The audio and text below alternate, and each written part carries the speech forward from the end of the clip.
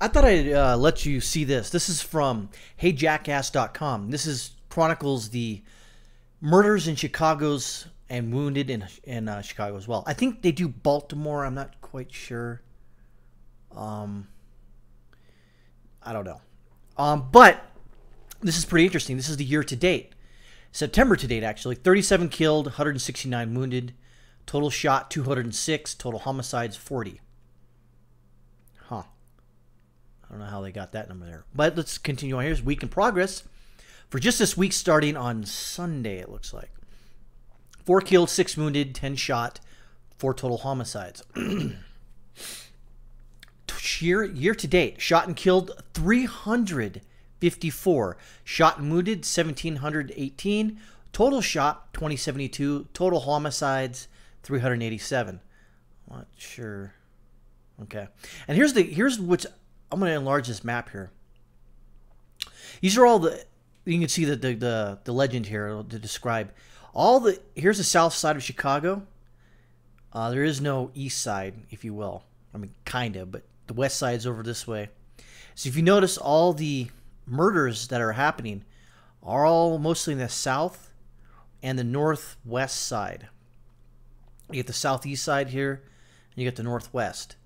You do get some outliers here and there, but all of these places right here, the hot zones. Pretty interesting, and I don't know who does this, and hopefully they're not, you know, racist or whatever that may be. But let's just say that you're just, you know, picking up where the media left off, which is at the beginning. So, having said that, I'm going to go to just this weekend. 5 were killed, 21 wounded in weekend shootings across Chicago. No. Stop it. Okay.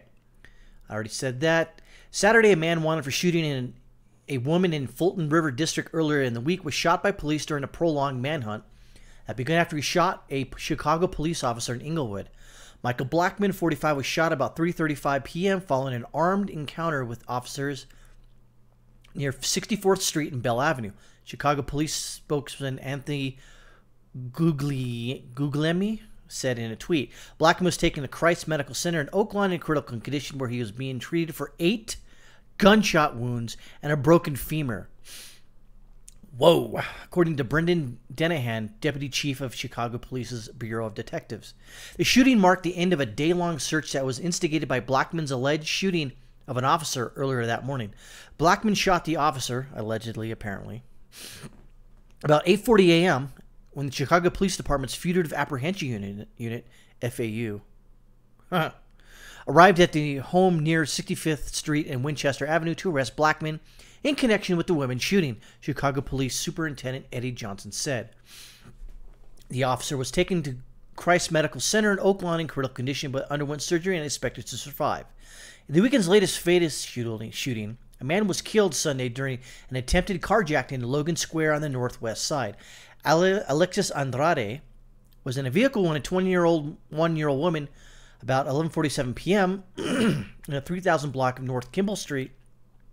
When a male approached him and demanded the vehicle, police said the police and the Cook County Medical Examiner's Office said.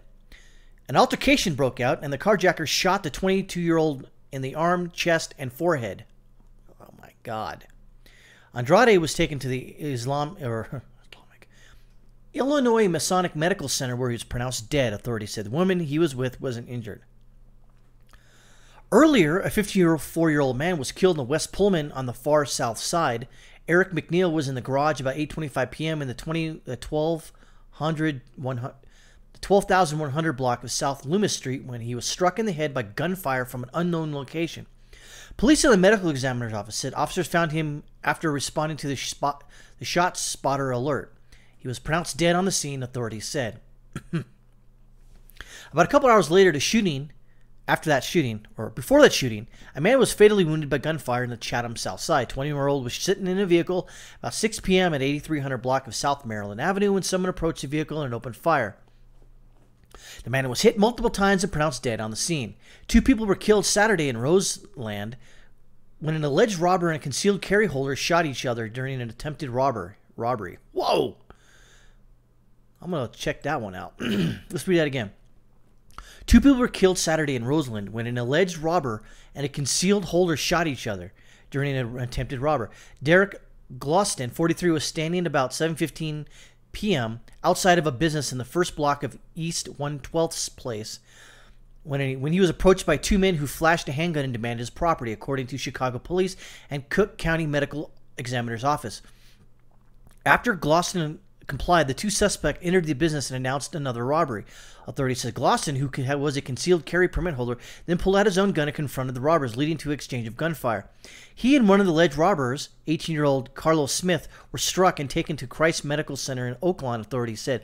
Both were pronounced dead within an hour of the shootout. Wow. A 15-year-old man who was in the business during the robbery attempt was also struck twice in the leg during the gun battle. He was taken to Christ as well, and his condition was stabilized. The second male robbery suspect fled and was not taken into custody. The weekend's earliest shooting happened Friday and left a man wounded in Fernwood on the south side. He was in a vehicle about 7:33 p.m. in the 700 block of West 100th Street when someone opened fire, police said. The 24-year-old was struck twice in the shoulder and taken to Christ Medical Center in Oakland. His condition was stabilized. At least 12 others were hurt in gun violence incidents with the city limits between 5 p.m. Friday and 5 a.m. Monday. Last weekend, 9 people were killed, 18 others were wounded in citywide gun violence. Let's see. Let's see if we can get more information on this. Looks like no. So the concealed carry permit holder went in there and, well, he was unfortunately killed. But I guess that's the price you pay when you attempt to stop a robbery. So here you go. More stuff Chicago. More stuff happened in Chicago. More not being reported in the mainstream news. Typical standard mainstream news. Just ignoring Chicago and otherwise ignoring Baltimore, ignoring other major cities run by Democrats for decades, and the body count keeps piling up. When will this end? Hey, let's just keep voting Democrats in because it keeps happening. So you might as well just keep doing it because everything is working swimmingly. Laszlo out.